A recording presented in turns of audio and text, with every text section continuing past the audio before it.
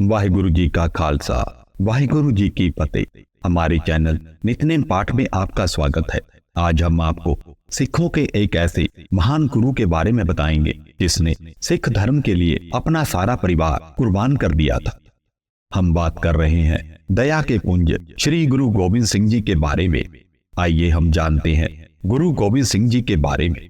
Video को अंत तक देखें और हमारे चैनल को सब्सक्राइब करें और हमारी वीडियो को लाइक और शेयर जरूर करें। श्री गुरु गोविंद सिंह जी का जन्म 22 दिसंबर 1666 ईस्वी को पटना की पवित्र धरती पर पिता गुरु श्री तेग बहादुर जी और माता गुजरी जी के घर हुआ था। श्री गुरु गोविंद सिंह जी के जन्म के समय ही श्री गुरु तेग बहादुर जी असम में धर्म प्रचार और मानवता के भले के लिए गए हुए थे। उनके बचपन का नाम गोविंद राय था। श्री गुरु गोविंद सिंह जी जन्म के 4 साल बाद अपने पिता गुरु श्री तेग बहादुर जी से मिले थे। वर्ष 1672 ईस्वी में श्री गुरु गोविंद सिंह जी अपने परिवार के साथ पंजाब में चक नानकी नाम के स्थान पर आ गए, जिसका वर्तमान नाम अनंतपुर साहिब है। यहाँ पर ही श्री गुरु गोविंद सिंह जी ने शस्त्र विद्या, घुड़सवारी और साथ ही गुरमुखी, संस्कृत, फारसी और अन्य भाषाओं का ज्ञान भी प्राप्त किया। श्री गुरु गोविंद सिंह जी शांति, क्षमा व सहनशीलता की मूर्ति थे। वर्ष 1675 में कश्मीरी पंडितों का एक दल श्री गुरु तेग बहादुर जी के पास फरियाद लेकर आया कि औरंगजेब उन्हें जबरन ही इस्लाम धर्म कबूल करवा रहा है और जो उसका धर्म कबूल नहीं कर रहा उसको मृत्यु दंड दे देता है, और कहने लगे कि इसको रोकने के लिए एक महापुरुष के बलिदान की आवश्यकता है। उस समय श्री गुरु गोविंद सिंह जी 9 वर्ष के थे और अपने पिताजी के पास ही बैठे हुए थे। गुरुजी ने अपने पिताजी से कहा कि पिताजी, इस महान कार्य को करने के लिए आपसे अधिक महान और कौन हो सकता है। अगर बलिदान देकर इस समस्या का हल निकल सकता है तो फिर पिताजी आप ही अपना बलिदान देकर इन पंडितों के धर्म की रक्षा करें। श्री गुरु तेग बहादुर जी अपने 9 वर्ष के पुत्र के मुख से ये वचन सुनकर अत्यधिक प्रसन्न हुए और पंडितों से कहने लगे कि औरंगजेब को खबर कर दे कि अगर हमारे आनंदपुर के गुरु इस्लाम धर्म कबूल कर लेंगे तो हम भी इस्लाम कबूल कर लेंगे। पंडितों के द्वारा औरंगजेब को यह खबर पहुंचाई गई। इसके पश्चात औरंगजेब ने गुरु तेग बहादुर जी को दिल्ली बुलाकर बंदी बना लिया और इस्लाम धर्म कबूल करने की पेशकश की। गुरु जी द्वारा इस्लाम धर्म कबूल न करने पर उन्हें 11 नवंबर 1675 ईस्वी में उन्हें दिल्ली के चांदनी चौक में शहीद कर दिया गया। अंतर्यामी श्री गुरु तेग बहादुर जी ने अपने ज्योति जोत समाने से पहले ही श्री गुरु गोविंद सिंह जी को सिखों का 10वां गुरु नियुक्त कर दिया था। श्री गुरु गोविंद सिंह जी के 9 वर्ष की उम्र में ही गुरगद्दी पर बैठते ही उनको बहुत सी मुश्किलों का सामना करना पड़ा था। फिर भी उन्होंने बहुत ही धैर्य से सिख धर्म की सुरक्षा की। सबसे बड़ी समस्या औरंगजेब की धार्मिक कट्टरता थी। वह सारे देश को जबरन इस्लाम कबूल करवाकर देश को इस्लामी देश बनाना चाहता था। उसने हिंदुओं को जबरन ही इस्लाम कबूल करवाना शुरू कर दिया और हिंदुओं के मंदिरों को भी नष्ट करना शुरू कर दिया। वह हिंदुओं पर टैक्स लगाने लगा। उस समय पंजाब के गवर्नर तथा अन्य अधिकारी भी निर्दयी थे, जैसे कि सरहंद का सूबेदार नवाब खां भी सिखों को नष्ट करना चाहता था। दूसरी तरफ गुरु हर राय जी के भाई धीरमल और बेटे राम राय ने गद्दी न मिलने के कारण श्री गुरु तेग बहादुर जी पर बहुत साजिशें रची और वही कुछ वो श्री गुरु गोविंद सिंह जी के साथ कर रहे थे। इतनी कठिनाइयां होते हुए भी गुरु जी के लिए यह बात प्रेरणादायक थी कि श्री गुरु नानक देव जी से लेकर सिखों के 9वें गुरु श्री गुरु तेग बहादुर जी तक सभी ने अपने साहस से एक ही तरह अपने धर्म की सुरक्षा की और धर्म का प्रचार किया। दूसरी ओर गांव के आम लोग जिनको स्वतंत्रता से रहना अच्छा लगता था, वह सभी लोग सिख धर्म में शामिल हो गए और गुरुजी ने उन सबको अपनी सेना में शामिल करके शस्त्र विद्या दी और अपनी सेना को बढ़ाया। गुरुजी के द्वारा युद्ध की तैयारियां दूर दूर तक फैल गई। संगतों को यह आदेश दिया गया कि वह गुरुजी को शस्त्र दें और घोड़े भी भेंट करें। गुरु के आदेश की पालना करते हुए तुरंत ही उनको तरह तरह के शस्त्र एवं घोड़े भेंट किए जाने लगे। श्री गुरु गोविंद सिंह जी की बढ़ती हुई सैनिक गतिविधियों को देखकर पहाड़ी राजाओं को गुरु जी से ईर्ष्या होने लगी। उनको डर था कि कहीं गुरु जी उनकी रियासत में एक स्वतंत्र राज्य न बना ले। गुरुजी ने पहाड़ी राजाओं की नजर से दूर एक गुरुद्वारा बनाया जिसका नाम था पांवटा साहिब। सिखों के 9वें गुरु श्री गुरु तेग बहादुर जी की शहीदी के बाद सिखों को बहुत ही मानसिक चोट पहुंची थी। उन सब में नया जोश भरने के लिए गुरुजी ने साहित्य का सहारा लिया और चंडी दीवार, अकाल पुस्तक, कृष्ण अवतार जैसी रचनाएं की, जिनको पढ़कर सिखों में वीरता और उत्साह की भावना पैदा होने लगी। इसके साथ ही उन सभी को सैनिक अभ्यास भी करवाया जाने लगा। गुरु गोविंद सिंह जी हिमाचल छोड़कर सदौरा चले गए। वहां उनकी मुलाकात पीर बुद्धू शाह जी से हुई। पीर बुद्धू शाह गुरु जी के उपदेश सुनकर इतने प्रभावित हुए कि वह उनके श्रद्धालु बन गए और गुरु जी के शरण में आ गए। पीर बुद्धू शाह की वजह से 500 बेरोजगार पठान गुरु जी की सेना में आ गए, जिसके चलते ही गुरु जी ने उनको रोजगार भी दिया। वह गुरु जी की शरण में आकर अत्यधिक प्रसन्न रहते थे। गुरु जी की बढ़ती हुई लोकप्रियता को देखते हुए बड़े बड़े पहाड़ी राजा उनसे ईर्ष्या करने लगे और दिन रात उनके खिलाफ ही साजिशें करते रहते, जिसके चलते ही भीमचंद और गुरु गोविंद सिंह जी के मध्य भंगानी का युद्ध हुआ। इस युद्ध पे भीमचंद की बहुत ही बुरी तरह से हार हुई। इस जबरदस्त जीत के पश्चात सिखों का आत्मविश्वास बढ़ गया। इसके पश्चात पहाड़ी राजाओं ने गुरु जी के साथ समझौता कर लिया और मिलकर मुगलों पर हमला किया, जिसको नांदेड़ का युद्ध कहा गया। श्री गुरु गोविंद सिंह जी का नेतृत्व सिख समुदाय के इतिहास में बहुत कुछ नया लेकर आया। उन्होंने वर्ष 1699 में वैसाखी के दिन खालसा, जो कि सिख धर्म के विधिवत दीक्षा प्राप्त अनुयायियों का एक सामूहिक रूप है, उसका निर्माण किया। सिख समुदाय के एक सभा में उन्होंने सबके सामने पूछा कि कौन अपने सिर का बलिदान देना चाहता।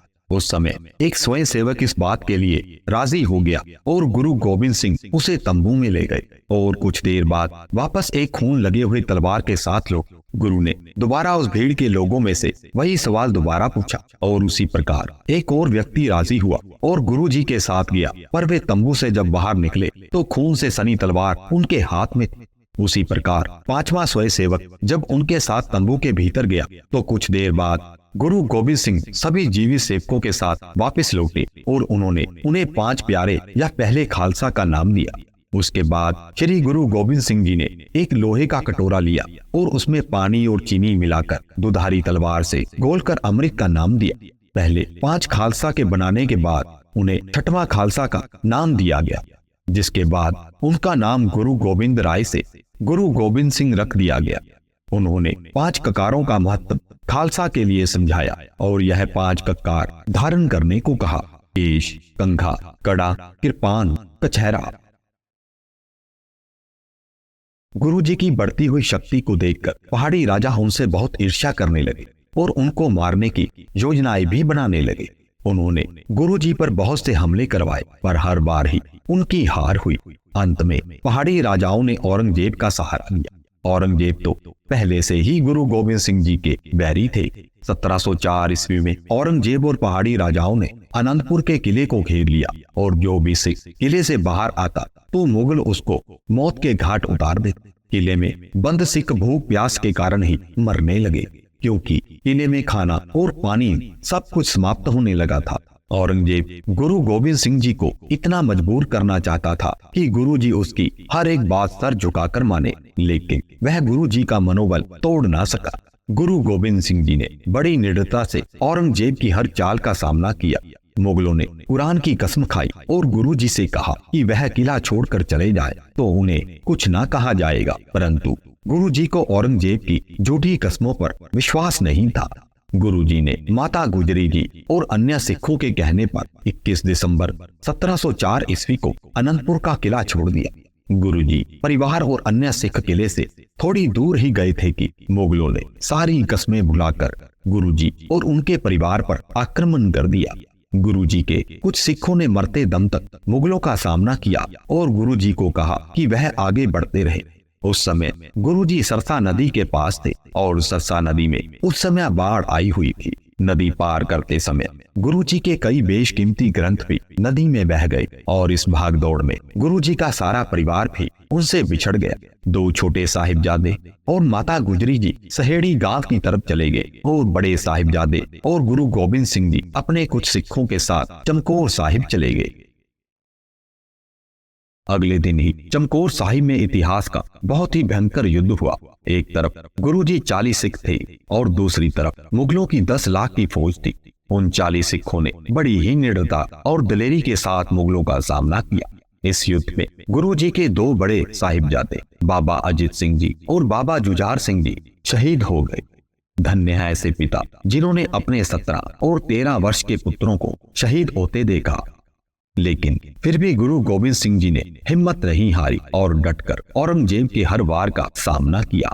40 सिख 10 लाख की फौज पर भारी पड़े और बहुत बुरी तरह से मुगलों की फौज को हरा दिया। मुगल गुरु जी को हराने में नाकामयाब रहे। सरसा नदी से बिछड़कर छोटे साहिबजादे बाबा जोरावर सिंह, बाबा फतेह सिंह और माता गुजरी जी चलते चलते सहेड़ी गांव जा पहुंचे। उस समय बहुत ही कड़ाके की ठंड थी। माता गुजरी जी की मुलाकात उनके पुराने ब्राह्मण गंगू रसोइये से हुई और गंगू ब्राह्मण माता गुजरी जी और साहिबजादों को अपने घर ले गया। माता जी ने गंगू पर विश्वास किया, लेकिन गंगू ब्राह्मण ने माता जी के कीमती गहने चोरी करके माता जी और छोटे साहिबजादों को मुगलों के सपुर्द कर दिया। सरहिंद के सूबेदार वजीर खान ने छोटे साहिबजादों और माता गुजरी जी इतनी कड़ाके की ठंड में एक ठंडे बुर्ज में कैद करवा दिया और छोटे साहिबजादों को इस्लाम धर्म कबूल करने के लिए कहने लगा। उन्होंने साहिबजादों को कई प्रकार के लालच दिए, मगर छोटे साहिबजादों ने मुगलों की एक न मानी, बल्कि हंसते हंसते शहीद होने के लिए तैयार हो गए। वजीर खान ने छोटे साहिबजादों को बड़ी ही बेरहमी से जिंदा ही दीवार में चिनवा दिया। छोटे साहिबजादों की शहीदी के गम में माता गुजरी जी ने भी अपने प्राण त्याग दिए। जब कुछ दिनों के बाद गुरु गोविंद सिंह जी को छोटे साहिबजादों और माता गुजरी जी की शहादत के बारे में पता, तो गुरु जी के मुख से निकला, तेरा भाना मीठा लागे। इसके बाद गुरु जी माछीवाड़ा के जंगलों की ओर चले गए। यह समय ऐसा था जब गुरुजी एकदम अकेले हो गए। न तो उनके पास अपना परिवार था और न ही उनका कोई सिंह बचा था। इसलिए गुरुजी को सरबंसदानी भी कहा जाता है, क्योंकि उन्होंने अपना सारा परिवार और सभी सिख अपने धर्म एवं देश को बचाने के लिए कुर्बान कर दिए। गुरुजी को जंगलों में रहते समय बहुत ही मुश्किलों का सामना करना पड़ता था। वजीर खान ने अपने जासूसों को गुरुजी को ढूंढने के लिए कहा और वह ढूंढते हुए माछीवाड़ा आ गए, जहां उनको पता था कि गुरुजी आसानी से पकड़े जाएंगे। लेकिन गुरुजी के 2 मुस्लिम भक्तों ने गुरुजी को पालकी में बिठाकर किसी सुरक्षित स्थान पर पहुंचाया। कुछ दिनों बाद गुरुजी ने फारसी भाषा में औरंगजेब को जफरनामा नामक एक पत्र लिखा, जिसमें गुरुजी ने अपने द्वारा मुगलों के खिलाफ तलवार उठाना सही बताया और कहा कि भले ही तुमने मेरे 4 पुत्रों की मृत्यु कर दी, लेकिन अभी भी मेरे हजारों पुत्र जीवित हैं। इस पत्र को पढ़कर औरंगजेब बहुत अधिक डर गया। 29 दिसंबर 1705 ईस्वी में गुरुजी ने खिदराना में अपने जीवन की आखिरी जंग लड़ी, जिसमें उनको छोड़कर गए 40 सिंह भी थे। उन सिंहों को अपनी गलती का एहसास हो गया और उन्होंने बड़ी ही बहादुरी से जंग लड़ी और शहीद हो गए। उन 40 सिंहों को 40 मुक्ते कहा गया और खिदराना का नाम उनकी शहीदी पर मुक्तसर साहिब रख दिया गया। 1706 ईस्वी में गुरुजी दमदमा साहिब पहुंचे, जहां पर उन्होंने भाई मनी सिंह जी की सहायता से आदि ग्रंथ में अपने पिता श्री गुरु तेग बहादुर जी की बानी दर्ज करके आदि ग्रंथ को श्री गुरु ग्रंथ साहिब का नाम दिया और सिखों के 11वें अमर गुरु नियुक्त किया। औरंगजेब की मृत्यु के बाद उनका बेटा बहादुर शाह राजा बना। बहादुर शाह को राजा बनाने में गुरु गोविंद सिंह जी ने उसकी बहुत मदद की थी। गुरुजी के मन में किसी के लिए भी कोई वैर विरोध और ईर्ष्या नहीं थी। गुरुजी ने यह सब जानते हुए भी बहादुर शाह की मदद की कि वह औरंगजेब का बेटा है। गुरुजी के बहादुर शाह की इतनी मदद करने के कारण गुरुजी और बहादुर शाह में बहुत गहरी मित्रता हो। फिर गुरुजी कुछ समय के लिए महाराष्ट्र के नांदेड़ में चले, जहां उनकी मुलाकात एक बैरागी से हुई। वह बैरागी गुरुजी के उपदेशों को सुनकर इतना प्रभावित हुआ कि वह गुरुजी की शरण में आ गया और गुरु का सिंह बन गया, जिसका नाम गुरु ने बंदा सिंह बहादुर रखा। गुरुजी ने बाबा बंदा सिंह बहादुर जी को पंजाब भेज दिया। गुरुजी ने बाबा बंदा सिंह बहादुर जी को अपने 5 तीर, नगाड़ा और निशान साहिब भी भेंट किए।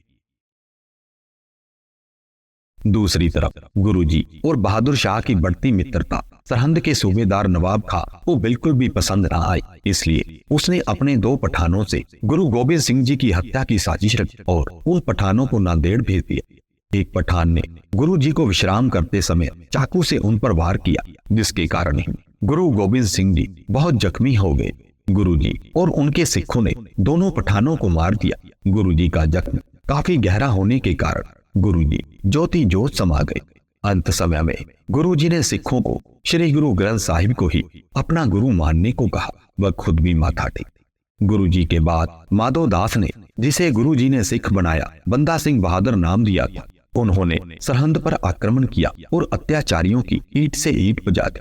गुरु गोबिंद सिंह जी ने न सिर्फ अपने जीवन में लोगों को, गरीबों की मदद करना, जीवों पर दया करना, प्रेम भाईचारे से रहने का उपदेश दिया, बल्कि समाज और गरीब वर्ग के उत्थान के लिए भी कई काम किए एवं अत्याचार के खिलाफ लड़ाई की। आज भी उनके अनुयायी उनके उपदेशों का अनुसरण करते हैं और उनके हृदय में अपने गुरु जी के प्रति अपार प्रेम और सम्मान है।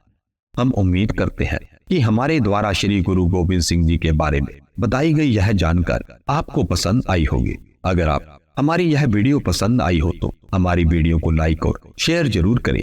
ऐसी और वीडियोस देखने के लिए हमारी चैनल को सब्सक्राइब करें।